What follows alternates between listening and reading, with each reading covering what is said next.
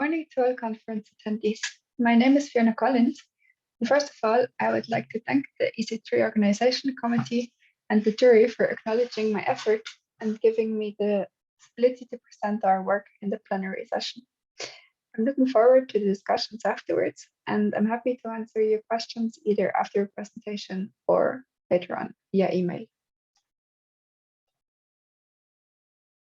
Following the general outline of a scientific presentation, I will first introduce the context of our work, embed our contributions in a state-of-the-art chapter, then present the IFC instance geometry dataset assembled, how we encoded in graph structures, and then comment on the experiments conducted. In the end, an outlook will highlight the next steps that we aim to undertake. The work has initiated during the final months of my university degree, when I was given the opportunity to do an exchange with the European Exchange Organization Climate Geek. The collaboration of both universities, TUM and ETH Zürich, and the industry partner Siemens allowed me to produce the work that I'm presenting today. Thank you. So, a standardized BIM data structure is critical for successful adoption of BIM in the building operation phase. To be able to generate meaningful operation dashboards and thereby undermine and support the stakeholders' decision-making process for better operations, there is a need for automated information extraction from as-planned BIM models. BIM parsing modules need to have access to not only correct instance geometries, however, also grab them via the correct instance semantics. This is not always available because of software incompatibilities or human error. Sometimes instances are designated with wrong instance semantics, such as IFC building element proxy, etc. Therefore, we aim to investigate how well this missing and erroneous information about the semantics of instances be referred by looking at the geometry. The context information is work for the output. The usage of geometric features for IFC instance classification has been a topic in previous works already. However, many of these works focus on a manual feature definition, later on feeding into, for example, a machine learning classifier. Such manual feature definition could involve volume, area, surface area, center of mass, etc. Geometric deep learning, as recently proposed by some contributors, aims to improve this manual process by automatically generating features. However, the geometric deep learning proposed by the AAC community members has focused on simplifying the 3D space via, for example, discretizing it into voxel grids or using point cloud approaches which treat each point individually, or even simplifying it further by breaking it down into 2D multi-view images. The geometric deep learning approach that we aim to use in this contribution is based on an approach from Braun et al. And extends the concept of convolutional networks to the non-Euclidean space, namely here a triangulated mesh. We argue that this is the most close to native input that we have at the moment, knowing that the triangulated mesh is also a native format residing within the IFC standard. The geometric deep learning hopefully will generate meaningful features which allow for classification. For the methods, we assemble a dataset, which we encode with minimal pre-processing steps from the instance geometries into a graph structure. We assemble a GCN architecture with a minimum amount of trainable parameters, which still provides good classification results. In the iterative optimization process, the trainable weights are optimized according to the training set. And hopefully, the trained network will then perform well enough to classify the test split of our dataset, as well as an unseen scan-to-BIM dataset. The 3D IFC dataset assembled is called, or we name it BIM Geom, and it's available as of now. It's the result of assembling instance geometries from 22 different IFC files, resulting in 13 classes. We did not just extract all possible geometries or instance geometries from the 22 IFC files. We try to account for the repetitive nature of these instances within each BIM project. So we labeled first the geometries as unique geometries and extracted only a subset of the accordingly unique class. Additionally, we imposed a limit on the amount of geometries extracted from each BIM project or IFC file, and thereby avoiding the overfitting on one specific project or IFC file. On the top right, you can see a snapshot of each class that is in the dataset present. And on the bottom right, you can see a zoom in into two classes, IFC flow terminal and IFC door. You can see already that the IFC flow terminal class has a much higher geometric variance within it, which we will keep in mind for the result discussion. To encode the IFC instances into a graph structure, we use two different approaches.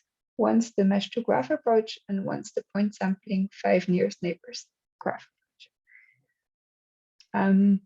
The mesh to graph approach results in a graph with low node density on geometrically simple areas, for example, the door face, and a high node density in more complex areas such as the door handles.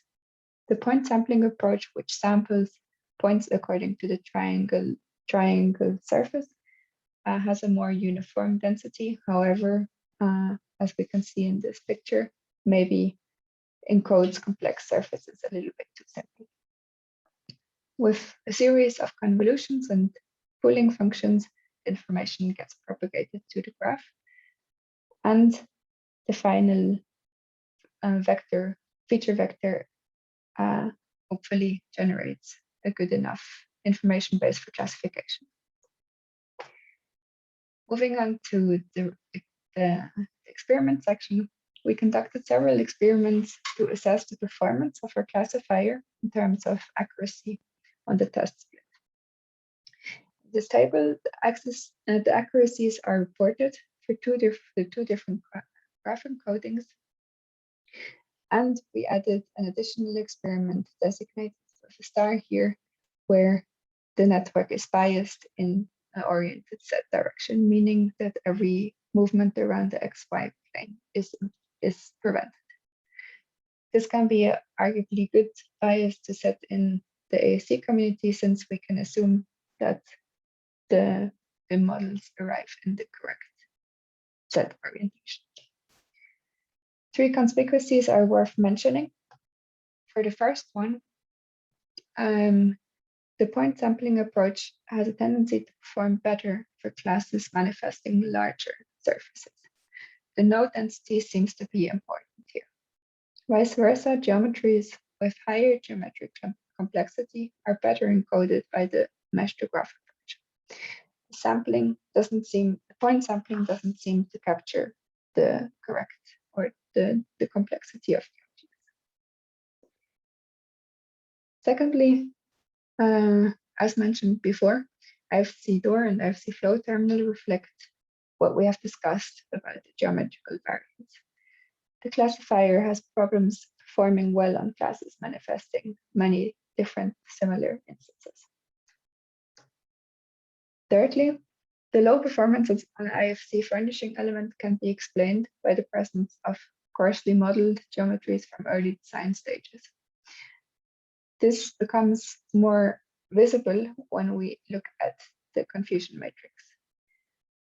The IFC furnishing element class is most often confused with all other classes. The network seemingly has learned simple 90 degrees angles, which are present in other classes too. Furthermore, we have compared our classifier's performance with other architectures on the train split, or on the test split, sorry. The amount of trainable parameters decreases in our graph convolutional neural network, and therefore also the mean epoch training time is reduced. The overall accuracy stays more or less the same, which is a good result for our architecture. Overall, it can be said that the accuracies of above 80% are a promising step in the direction of automated model correction with graph convolutional neural networks.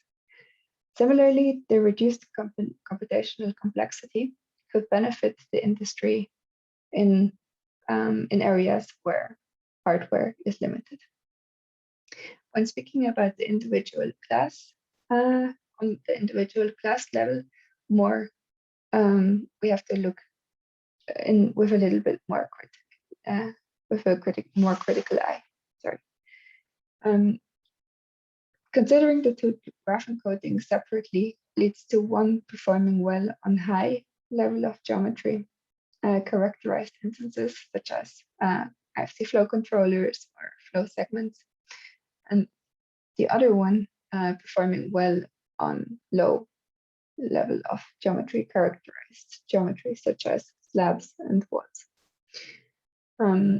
Furthermore, the interclass variability isn't seen to be captured well by your classifier. The last point, classes characterized by a lot of low level of geometries such as approximated box geometry from early design stages require more information for good classification. Context information could be an example of such. Talking onto this, in the Outlook section, as previously mentioned, plus we would like to propagate further context information in an idea of a context graph. A hybrid graph encoding could account for the advantages and disadvantages of either graph encoding and use the advantages of both. Some of the future tasks mentioned we will be addressing in our contribution to the special issue of the Smart Infrastructure and Construction Journal, and are looking forward to contributing there also. Thanks a lot for your attention. I'm now happy to answer any questions. Thank you.